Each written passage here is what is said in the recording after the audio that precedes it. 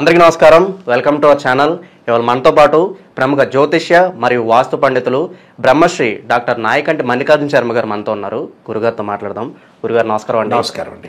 గురుగారు, 2025 సంవత్సరానికి గాను ద్వాదశ రాశులకి ఎలాంటి ఫలితాలు ఉన్నాయో ఇవాళ మాకు తెలియజేయండి. అందులో భాగంగా ముందుగా మేషరాశి వారికి ఎలాంటి ఫలితాలు ఉండబోతున్నాయి, శుభ ఫలితాలు ఏంటి, అశుభ ఫలితాలు ఏంటి, అలాగే వీరు చేసుకోవాల్సిన పరిహారాలు తెలియజేయండి గురుగారు. ఓం శ్రీ గురుభ్యో నమః. 2025 అంటే ఆంగ్లమానం అని అర్థం. అంటే ఇంగ్లీషు కాలమానం ప్రకారంగా మనం ఏదైతే జనవరి 1వ తారీఖు నుంచి డిసెంబర్ 31వ తారీఖు వరకు కూడా 2025లో మనకి మేషరాశి వాళ్ళకి ఏ విధంగా ఉండబోతుంది మనం చూసుకునేటట్టయితే ముఖ్యంగా గ్రహ సంచార వీక్షణాన్ని ముందు పరిశీలన చేయాలి. గ్రహ సంచార వీక్షణలో ముఖ్యంగా గురువు సంవత్సర కాలం పాటు, రాహుకేతులు 18 నెలల పాటు, శని 2.5 సంవత్సరాల పాటు ఉంటాడు. మిగతా గ్రహాలన్నీ కూడా రవి, బుధ, శుక్రగ్రహాలు 30 రోజులకు ఒక రాశి నుంచి మరొక రాశికి మారటం, కుజుడు 45 రోజుల పాటు, చంద్రుడు 2.5 రోజుల పాటు ఒక రాశి నుంచి మరొక రాశికి మారుతాడు. మరి అతిపెద్ద గ్రహాలైన గురువు, శని, రాహుకేతుల్ని మనం క్యాల్కులేషన్ చేసుకుంటే గోచారరీత్యా కూడా ఇక్కడ శని యొక్క మార్పు మార్చి 29వ తారీఖున పూర్వభాద్ర నక్షత్రం 4వ పాదంలో రాత్రి 9 గంటల 44 నిమిషాలకి పూర్వభాద్ర నక్షత్రం ప్రవేశంతో శని మీనరాశిలో ప్రవేశం జరుగుతుంటుంది. అలానే రాహుకేతులు కూడా మారుతున్నారు. రాహుకేతులు కూడా 2025లో రాహు ముఖ్యంగా కుంభరాశిలోకి సంచారం చేయటం, కేతువు సింహరాశిలోకి సంచారం చేయటం, అలానే గురువు మిథున రాశిలోకి సంచారం చేస్తాడు. అంటే ఈ ముఖ్యంగా మనం వెళ్ళామనుకుంటే మే 20వ తారీఖు ఉదయం 6 గంటల 45 నిమిషాలకి పూర్వభాద్ర నక్షత్రం 3వ పాద ప్రవేశంతో కుంభరాశిలో రాహు ప్రవేశం. అదే రోజున అంటే మే 20వ తారీఖునే ఉత్తరా నక్షత్రం 1వ పాదంలోకి సింహరాశిలోకి కేతు ప్రవేశం జరుగుతుంటుంది. ముఖ్యంగా గురువుని మనం చూసుకునేటట్లయితే మే 14వ తారీఖు 2025 ఉదయం పూట 11 గంటల 34 నిమిషాలకి మృగశిర నక్షత్రం 3వ పాదంలోకి ప్రవేశంతో మిథున రాశిలోకి సంచారం చేస్తాడు గురువు. అంటే అతిపెద్ద గ్రహాలు ఇవి. ఈ గ్రహాల్లో ముఖ్యంగా గోచారీత్యా మనం చూసుకునేటట్టయితే ఎవరెవరి యొక్క బలాలు ఏ విధంగా ఉన్నాయి, ఏ విధంగా వాళ్ళు చేయబోతున్నారు మనం ముఖ్యంగా చూసుకునేటట్టయితే మేషరాశి వాళ్ళకి రాహు యొక్క బలం బాగా ఎక్కువగా ఉంటుంది 2025లో. దానికి కారణం ఏంటంటే మేషరాశి వాళ్ళకి లాభస్థానంలో రాహు ఉంటాడు. అంటే లాభస్థానంలో రాహు అంటే మే వరకేమో వ్యయస్థానంలో ఉంటాడు మే 20వ తారీఖు. మే 20 తర్వాత వచ్చేటప్పటికల్లా వాళ్ళకి లాభస్థానంలో ఉంటాడు. కాబట్టి మే 20 నుంచి కొంత అనుకూలమైన ఫలితాలు జరిగే అవకాశాలు ఎక్కువగా ఉంటాయి. అంటే మే 20 ముందేమో గురువు యొక్క ఫలితం బాగా ఉంటుంది, తర్వాత వచ్చేటప్పుడు రాహు యొక్క ఫలితం ఉంటుంది. అంటే టోటల్గా దాదాపుగా 45% వాళ్ళకి బాగుంటుంది. అంటే ఎలాంటి ఫలితాలు ఉంటాయి అంటే ఉద్యోగపరంగా ఇబ్బందులు లేకుండా ఉండటం, నిరుద్యోగులకు మంచి ఉద్యోగ అవకాశాలు రావటం, ఉద్యోగస్తులందరికీ కూడా కొంత ప్రమోషన్లు రావటం వంటి, విదేశాలకు వెళ్ళే అవకాశాలు బాగా ఎక్కువగా ఉండటం, అలానే కంపెనీ త్రూ కూడా విదేశాలకు వెళ్ళే అవకాశాలు ఉండటం, అలానే విద్యార్థులకు కూడా ఏదైతే వాళ్ళకి మంచి విశ్వవిద్యాలయంలో సీటు సంపాదించాలనుకుంటున్నారో ఒక మంచి యూనివర్సిటీలో వాళ్ళు సీటు సంపాదించుకునే అవకాశాలు బాగా ఎక్కువ ఉంటాయి. అంటే మే 20 వరకు గురుబలం, తర్వాత మే 20 తర్వాత రాహుబలం అనేది ఉంటుంది. అంటే రాహు గురువు యొక్క ఫలితం అనేది బాగా ఎక్కువగా ఉంటుంది. అలానే మిగతా గ్రహాలను కూడా మనం పరిగణనలోకి తీసుకుంటే మేషరాశి వాళ్ళకి కొన్ని అద్భుతాలు జరిగే అవకాశాలు ఎక్కువ ఉంటాయి. ఆ అద్భుతాలు ఏంటి అంటే గతంలో ఏదైతే పనులు చేయలేకపోయారో అలాంటి పనులు చేసే అవకాశాలు బాగా ఎక్కువ ఉంటాయి. అంటే పెండింగ్ ప్రాజెక్టులన్నీ వాళ్ళకి పూర్తి అయ్యే అవకాశాలు ఎక్కువగా ఉంటాయి. అంటే గతంలో అమ్మాయి యొక్క వివాహం చేయాలనుకుంటారు, అబ్బాయి యొక్క పెళ్లి చేయాలనుకుంటారు, వాళ్ళ యొక్క చదువులు చదవాలనుకుంటారు. అంటే ఇలాంటి ఇన్సిడెంట్స్ లైఫ్లో కంపల్సరీ కదా, ఇవి మెమరబుల్ కదా. యాక్చువల్గా అయితే పిల్లగాడి చదువు, పిల్లగాడి అబ్బాయి యొక్క పెళ్ళి, అమ్మాయి యొక్క పెళ్ళి అనేది లైఫ్లో ఒక్కసారే టర్నింగ్ అవుతుంది. ఆ టర్నింగ్ అనేది చాలా ఇంపార్టెంట్ విషయం కాబట్టి ఇది వాళ్ళకి పెండింగ్లో ఉన్న ప్రాజెక్టులన్నీ కూడా వాళ్ళు ఫుల్ఫిల్ చేసుకుంటారు. అంటే ఇది గుడ్ న్యూసే వీళ్ళకి. అదొకటి. తర్వాత ఉద్యోగపరంగా ప్రమోషన్లే కాకుండా స్థానచలనం జరుగుతుంటుంది. కొన్ని వృధా భ్రమణాలు జరుగుతుంటాయి. అంటే వృధా ప్రయాణాలు, అంటే అనవసరమైన వాటికి ప్రయాణం చేయటం, కొంత డబ్బులు ఖర్చు పెట్టుకోవడం జరిగే అవకాశాలు. అంటే డబ్బులో వాళ్ళు పొదుపు పాటించాలి. డబ్బు వస్తుంటుంది అంటే మనకి ఏదైనా ఒక పని చేస్తుంటే డబ్బు వస్తుంది, అదృష్టం కూడా కలిసి రావాలి, గ్రహాల యొక్క ప్రభావం కూడా ఉండాలి. దీనిలో ముఖ్యంగా ఈ 2025లో ఉద్యోగపరంగా చాలా అద్భుతంగా ఉంటుంది వాళ్ళకి. అంటే మనీ అనేది ఇంక్రీజ్ అవుతుంది. ఇంకో రకంగా డబ్బులు డిక్రీజ్ అవుతుంటాయి. దానికి కారణం వాట్ ఈస్ ద రీజన్ అంటే పిల్లల యొక్క పెళ్ళిళ్ళు, చదువులు, వాళ్ళ కోర్సులు, ఇల్లు కన్స్ట్రక్షన్ చేయటం, ఇంటి మరమ్మతులు చేయటం, వాహనాలు కొత్తవి కొనుగోలు చేయటం, విలువైన ఆభరణాలు, బంగారు ఆభరణాలు కొనుగోలు చేసే అవకాశాలు ఎక్కువ ఉంటాయి. అయితే వీళ్ళకి ఏంటంటే సరైన సమయంలో సరైన నిర్ణయం తీసుకుంటారు వీళ్ళు. అది వాళ్ళ కొంత ప్లస్ పాయింట్. దానివల్ల ఏంటంటే అనుకూలంగా ఫలితాలు బాగా రావటం, కానీ డబ్బులు మటుకు ఖర్చు అయిపోతుంటాయి. అంటే డబ్బులు ఎందుకు ఖర్చు అవుతున్నాయి వాళ్ళకి యాక్చువల్గా అంటే ఏదో ఒక శుభ కార్యక్రమాల నిర్వహణ, ఇల్లు కన్స్ట్రక్షన్ చేయటం, పొలాలు కొనటం, ల్యాండ్స్ కొనుగోలు చేసే అవకాశాలు బాగా ఎక్కువ ఉంటాయి. దాంతోపాటు అవమానాలు కూడా కలిగే అవకాశాలు ఉంటాయి. అంటే బంధుమిత్రులతోటి సహనంగా ప్రవర్తించాలి, లౌకిక విధానంతో ముందుకు వెళ్ళాలి, లేకపోతే వాళ్ళకి చాలా ప్రాబ్లమ్స్ వచ్చే అవకాశాలు ఉన్నాయి. అంటే మధ్యవర్తిత్వం అనేది మంచిది కాదు. ఏదైనా సరే భార్యాభర్తల మధ్యలో కానీ, అన్నదమ్ముల మధ్యలో కానీ, బయట విషయాలకు మనం ఎప్పుడు కూడా చర్చించేటప్పుడు లౌకిక విధానంలో వెళ్ళాలి. అంటే ఒక వ్యక్తికి అది ఇష్టం ఉండొచ్చు, ఇష్టం ఉండకపోవచ్చు. సహజంగా మనం మాట్లాడేటప్పుడు చాలామంది కూడా ఒక సినిమా యాక్టర్ ఇష్టం అంటాడు, ఎంబటి యూటర్న్ తిరుగుతాడు. అంటే మనం కూడా ఆ యూటర్న్ తిరగాలని అర్థం. అంటే వీళ్ళు అనుసరించాల్సిన వ్యూహం ఇది. 2025లో అలాంటి వ్యూహాన్ని అనుసరించాలి యాక్చువల్గా. ఆ డబ్బులు ఖర్చు పెట్టడానికి కూడా కారణం ఏంటంటే వాళ్ళకున్న ఏదైతే మనీ అనేది అసెట్స్ రూపంలో చేంజ్ అవుతుంది. అంటే ల్యాండ్స్ కొంటారు, ఇల్లు కన్స్ట్రక్షన్ చేస్తారు, ఉన్న ఇల్లు మరమ్మత్తు చేస్తారు, వాహనాల యొక్క మరమ్మత్తు, వాహనాలు కొనుగోలు చేయటం, విలువైన బంగారు ఆభరణాలు కొనుగోలు చేస్తారు, పిల్లల యొక్క పెళ్ళిళ్ళు, చదువులు, విదేశాలకు వెళ్ళటం. అంటే ఇన్ని మార్గాల ద్వారా వాళ్ళకు వచ్చే ఆదాయం కంటే ఖర్చు చేసేది ఎక్కువ. అలానే అవమానాలు జరుగుతాయి. అవమానం ఎందుకు జరుగుతుంది అంటే నరదృష్టి ఎక్కువ ఉంది. అంటే వీళ్ళు ఎదుగుతుంటారు, మనం ఎదుగుతున్నాము అని అంటే మనల్ని తిడుతున్నారంటే ఒక వ్యక్తి మనం ఎదిగినట్టే అర్థం. ఓర్వలేని వాళ్ళు చాలామంది ఉంటారు. ఒక మనిషి సహజంగా ఎలా ఉంటుంది మామూలుగా న్యాచురల్గా మన మీద ద్వేషం ఉంది అని అంటే, ద్వేషం వచ్చింది అని అంటే మనం ఎదిగినట్టే. అదే దానికి సింబాలిక్. అందులో అవమానాలు జరుగుతుంటాయి. వీళ్ళని మీద ఓర్చలేని వాళ్ళు, నరదృష్టి గల వాళ్ళు ఎక్కువ మంది ఉంటారు. కాబట్టి అవన్నీ పట్టించుకోకూడదు.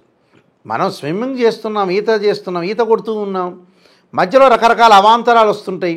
ఆ అవాంతరాలను మనం పట్టించుకోకుండా ముందుకు వెళ్ళిపోవటమే. అలా పట్టించుకున్నారంటే జీవితంలో ముందుకెళ్ళాలి. మనం చేసే పని మంచిది ఉండాలి అంతే. మనం చేసే పని మంచిది ఉండాలి. మంచిగా ఉందనుకోండి ఎవరన్నా కూడా దానికి ఏం లేదు, ఏమనుకోరు. మొన్న మధ్యన మెగాస్టార్ చిరంజీవి గారు ఒక చిన్న పాయింట్ చెప్పాడు. ఏదో ఒక ధ్వజస్తంభ ప్రతిష్ఠ జరుగుతుండగా ఆ ప్రతిష్ఠ అంతా అయిపోయిందట. ప్రతిష్ఠ అంతా అయిపోయి మనకి సహజంగా ఇత్తడి తొడుగు, బంగారు తొడుగు తొడుగుతారు ధ్వజస్తంభానికి. సహజంగా వర్షాకాలంలో కప్పలు ఎక్కువ వస్తుంటాయి కదా.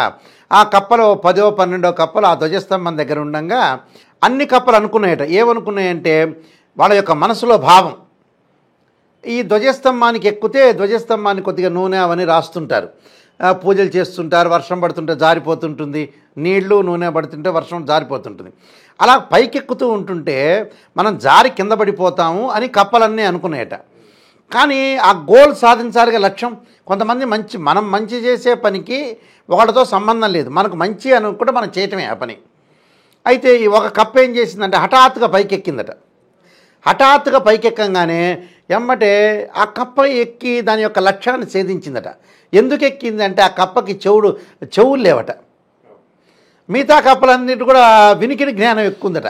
ఆ చెవిటి కప్ప అయినా కూడా పైకి వెళ్ళిందట. అంటే మనుషుల యొక్క తత్వాల్ని కొన్ని మాత్రమే వినాలని అర్థం, కొన్ని పరిపూర్ణంగా వినకూడదు. ఒక స్టేజీకి ఒక వ్యక్తి, హీరో కానీ ఒక పొలిటికల్ లీడర్ కానీ వెళుతూ ఉండగా జరుగుతుంటుంది సహజంగా. ఓర్వలేనితనం మనకి మానవుడి యొక్క ధర్మం కదా ఎక్కువగా. ఈ సృష్టి ధర్మంలో మానవుడి యొక్క ధర్మం ఏంటంటే మనం డబ్బులు చేతిలోని జేబులో వెళ్ళకపోయినా వాడు బాగుంటే వారసలేనితనం వీళ్ళ యొక్క గొప్ప లక్షణం కదా, మానవుడి యొక్క లక్షణం.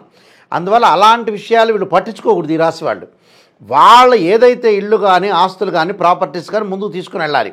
అయితే విద్యార్థుల విషయానికి వచ్చామనుకోండి, మనం సహజంగా వీళ్ళకి మే 20వ తారీఖు వరకు కూడా ఎడ్యుకేషన్ పరంగా బాగుంటుంది. అంటే చదువు పట్ల బాగా కాన్సన్ట్రేషన్ చేస్తారు. అంటే పోటీ పరీక్షల్లో కానీ, గవర్నమెంట్ సెక్టార్లో కానీ, ప్రైవేట్ సెక్టార్లో కానీ చాలా అద్భుతమైన రిజల్ట్స్ వస్తాయి. నెక్స్ట్ ఇయర్ అకాడమిక్ ఇయర్ చదివే వ్యక్తులు ఉంటారు కదా, మే 20 తర్వాత వాళ్ళ కొంత గురుబలం తగ్గుతుంది. అలాంటి వ్యక్తులు ఏం చేయాలంటే చదువు మీద బాగా కాన్సన్ట్రేషన్ చేయాలి. వ్యాపకాలు తగ్గించుకోవాలి విద్యార్థులు. ఎంత వ్యాపకం తగ్గించుకొని వ్యాయామానికి సంబంధించిన వ్యాపకాలు క్రికెట్ అలాంటివి కొద్ది కొద్దిగా ఆడుకోవచ్చు, కానీ చదువు మీద బాగా కాన్సన్ట్రేషన్ చేయాలి. స్త్రీల విషయానికి వచ్చామనుకోండి, స్త్రీల విషయానికి వచ్చేటప్పటికల్లా ఇప్పుడు ఈ మేషరాశి వాళ్ళకి మనం కేతువు కూడా 5వ స్థానంలోకి వస్తాడు. ఈ 5వ స్థానంలోకి ఎప్పుడైతే మనకి సహజంగా మే 20వ తారీఖు వస్తాడో అప్పటి నుంచి కొద్దిగా జాగ్రత్తగా ఉండాలి. అంటే సంతానపరంగా ఇబ్బందులు ఉండటం, సంతానం చదవట్లేదని ఈ ఇబ్బందులకు గురయ్యే అవకాశాలు ఎక్కువ ఉంటాయి. అంటే మేషరాశి వాళ్ళకి ఒక రకంగా మే 20వ తారీఖు కొన్ని బలాలు, ఆ తర్వాత మరికొన్ని బలాలు పడుతుంటాయి. అందువల్ల ఈ 25లో మళ్ళీ మే 14వ తారీఖు గురువు మారుతాడు. మే 14వ తారీఖు గురువు మారితే మేషరాశి వాళ్ళకి వచ్చి మిథున రాశి 3వ స్థానంలో గురువు. 3వ స్థానంలో గురువు రాగానే డబ్బులు ఖర్చు పెడతారు, అసెట్స్ మీద డబ్బులు ఖర్చు పెడతారు. నేను చెప్పేది అదే, గురువు మారటం వల్ల ఏం జరుగుతుందంటే మే 14 దగ్గర నుంచి డబ్బులు అనేవి వాళ్ళకి ఖచ్చితంగా ఆస్తుల మీద పెట్టుబడులు పెడతారు. సరే, ఆస్తుల మీద పెట్టుబడులు పెట్టడం మంచిదే, పెద్ద విషయమే, ఆలోచన చేయాల్సిన పనేమీ లేదు. వాళ్ళు సంతానపరంగా కొన్ని ఇబ్బందికరమైన సూచనలు ఉంటాయి. అందువల్ల ఆ సంతానపరంగా ఇబ్బందులు కలగకుండా ఒకటి, ఆ సంతాన డెవలప్మెంట్ మీద ఇలాంటి విషయాలు, మధ్యవర్తిత్వం అనేది మంచిది కాదు, మధ్యవర్తి ద్వారా కూడా ఇబ్బందులు కలిగే అవకాశాలు ఉంటాయి. అంటే మే 20 ముందు కొన్ని గ్రహాలు, ఆ తర్వాత కొన్ని గ్రహాలు బాగుంటాయి వీళ్ళకి. అలాంటి విషయాలు జాగ్రత్త. మరొక ముఖ్యమైన విషయం ఉంది. ఈ 2025లో వీళ్ళకి జరిగే విషయం ఏంటంటే ముఖ్యంగా ఏలినాటి శని యొక్క ప్రభావం ఉంటుంది. ఏలినాటి శని యొక్క ప్రభావం ఉంటుంది. ఆరోగ్యపరంగా జాగ్రత్త ఉండాలి. దీర్ఘకాలిక వ్యాధులు అంటే మనకి సహజంగా ఏంటంటే మార్చి 29వ తారీఖు ప్రారంభం అవుతుంది ఏలినాటి శని మేషరాశి వాళ్ళకి. అంటే మీనరాశిలో శని సంచారం చేయటం వల్ల మేషరాశి వాళ్ళకి కొద్దిగా ఆరోగ్యపరంగా ఇబ్బందులు మొరటగా వెళ్లకుండా ఆరోగ్యాన్ని కాపాడుకొని, హెల్త్ ఈజ్ వెల్త్ అన్నారు, హెల్త్ ఈజ్ గ్రేట్ లక్ అన్నారు. కాపాడుకోవాలిగా. ఆరోగ్యం బాగుంటేనే ఉద్యోగం చేయగలుగుతాం, ఉద్యోగం చేయగలిగితేనే డబ్బులు వస్తాయి, డబ్బులు వస్తేనే సంసారం సాగించగలుగుతాం. అన్నీ ఇంటర్లింక్లు కాబట్టి. బట్ ఖచ్చితంగా వీళ్ళు ఏంటంటే ఆరోగ్యపరంగా ఉండాలి, ఒకళ్ళ విషయాలు ఆలోచన చేయకూడదు, మానసికంగా సైకలాజికల్గా ఆందోళన పడకూడదు. అందువల్ల ఏలినాటి శని యొక్క ప్రభావం ఉంది. గురువు 3వ స్థానంలో రావటంలో మధ్య రకమైన ఫలితాలు ఉంటాయి. రాహు యొక్క బలం, రాహుబోయ్ యొక్క బలం బాగా ఎక్కువ ఉంటుంది. కేతు అనేది వ్యతిరేకంగానే ఉంటాడు. కేతు వ్యతిరేకం వల్ల సంతానపరంగా ఇబ్బందులు కలగకుండా, సంతానం వాళ్ళు ఏదైతే కోర్సు చేరాలో అలాంటి కోర్సుల్లో చేర్పించడం, వాళ్ళ యొక్క అభిలాషని పేరెంట్స్ మధ్య అన్యోన్య దాంపత్య సంబంధం అనేది చాలా ఇంపార్టెంట్. ఇక్కడ వివాహం కానీ స్త్రీ పురుషుల విషయానికి వచ్చామనుకోండి, వాళ్ళకి మే 20 లోపలే అన్ని సంబంధాలు కుదుర్చుకోవాలి. ఆ తర్వాత 1 సంవత్సర కాలం పాటు గురుబలం తగ్గుతుంది. మధ్య మధ్యలో మళ్ళీ కార్తీక మాసం వాటిల్లో కొంత శుక్రబలం వల్ల అనుకూలంగా పరిస్థితులు ఉంటాయి. కానీ బట్ ఏదైనా కుదుర్చుకునే వాళ్ళు ఖచ్చితంగా మే 20 లోపల అనుకూలమైన ఫలితాలు ఉంటాయి. సంబంధాన్ని కుదుర్చుకోవచ్చు, తర్వాత పెళ్లి చేసుకోవచ్చు, ఏమీ ఇబ్బందికరమైన వాతావరణం. అయితే వివాహ సంబంధాలు మంచి ప్రవర్తన కలిగిన అబ్బాయి కానీ, మంచి ప్రవర్తన కలిగిన అమ్మాయి కానీ, అబ్బాయి కానీ వచ్చే అవకాశాలు బాగా ఎక్కువ ఉంటాయి. కాబట్టి వీళ్ళకి దాదాపుగా 45% మేలు జరిగే అవకాశాలు ఎక్కువ ఉంటాయి. అంటే 35 మార్క్స్ ఎగ్జామినేషన్ పేపర్ అయితే దానిపైన 45, 10 మార్కులు గ్రేస్ మార్కులు అనుకోవచ్చు. టోటల్గా బాగుంది. ఎక్కువగా ఏమిటంటే రాహు యొక్క బలం వల్ల వీళ్ళు ముందుకెళ్తారు. మే 20 తర్వాత ఏమో రాహుబలం, మే 20 లోపలేమో గురుబలంతో వాళ్ళు జీవితాన్ని సాగిస్తుంటారు. అందులో గురువు కూడా మేలో 14వ తారీఖు మారుతాడు కాబట్టి, అందువల్ల ఈ విషయాలన్నీ కూడా గుర్తుపెట్టుకొని దానికి కొన్ని పరిహారాలు చేసుకోవాలి. నిజంగా ఏ పరిహారాలు చేసుకోవాలి, ఏ గ్రహాలు నిజంగా వాస్తవం గోచారీత్యా బాగాలేదు అంటే ప్రజల్లో చాలామంది కూడా అలవాటు ఏంటంటే ఒక దురలవాటు ఉంది. ఏదో నాయకంటి గారు ఇలాగా నెగిటివ్ చెప్పారనేది, నెగిటివ్లో ఉంటే పాజిటివ్ రావాలి. స్త్రీయ లోపం పెరిగితే పెద్ద విద్య లోపం ఎరిగిన వాడే పూర్ణుడు అవుతాడు. అది ఆ మైండ్లో ఎక్కించుకోవాలి. మనలో లోపాలను మనం సవరణ చేసుకొని ముందుకెళ్తే జీవితం ధన్యమైపోయినట్టు, లేకపోతే టోటల్ అట్రఫెయిన్ అయినట్టు, సర్వనాశనం అయినట్టు. ఇది ఎంత జ్యోతిష్యం చెప్పినా భగవంతుడు చెప్పినా అది క్యాలిక్యులేషన్, కరెక్ట్ క్యాలిక్యులేషన్. నెగిటివ్ను మనం పాజిటివ్ మార్చుకొని ముందుకెళ్ళటం అనేది ఫస్ట్ పాయింట్. ఏది గ్రహం బాల? గురుగ్రహం బాల. గురువుకి ఏం చేయాలి? దత్తాత్రేయ స్వామి యొక్క పాలనం ఒకటి, దత్త కవచం ఒకటి, శనగలు దానం చేయటం ఒకటి. దానికి ఈ సంవత్సర కాలం అంతా కూడా గురువారం అంతా కూడా దేవానాంచ ఋషీనాంచ గురుకాంచన సన్నిభం బుద్ధిమతం త్రిలోకేశం తం నమామి బృహస్పతి అనే మంత్రాన్ని చక్కగా చదువుకోవాలి. కేతు బాల, గణపతి యొక్క ఆరాధన చేయాలి. కేతుకు అధిష్టాన దేవత అయిన గణపతిని గరికతో ఆరాధన చేయటం వల్ల వాళ్ళ యొక్క దోషం పోతుంది. శనికి ఏం చేయాలి? ఆరోగ్యం బాగుండాలంటే వేదాల్లో చెప్పినట్టుగా శివుడికి నువ్వుల నూనెతో అభిషేకం చేయాలి. అప్పుడు ఆయుష్ పెరుగుతుంది. అంటే ప్రమాదాలన్నీ కూడా వాళ్ళకి తగ్గుతాయి అని అర్థం. ఇలాంటివన్నీ కూడా చేసుకోవటం వల్ల వాళ్ళకి మంచి జరిగే అవకాశం ఖచ్చితంగా ఉంటుంది. 2025 సంవత్సరానికి గాను మేషరాశి వారికి ఎలాంటి ఫలితాలు ఉంటాయి, అలాగే మీరు చేసుకోవాల్సిన పరిహారాలు చాలా చక్కగా వివరించారు గురుగారు. ధన్యవాదాలండి. నమస్కారం అండి.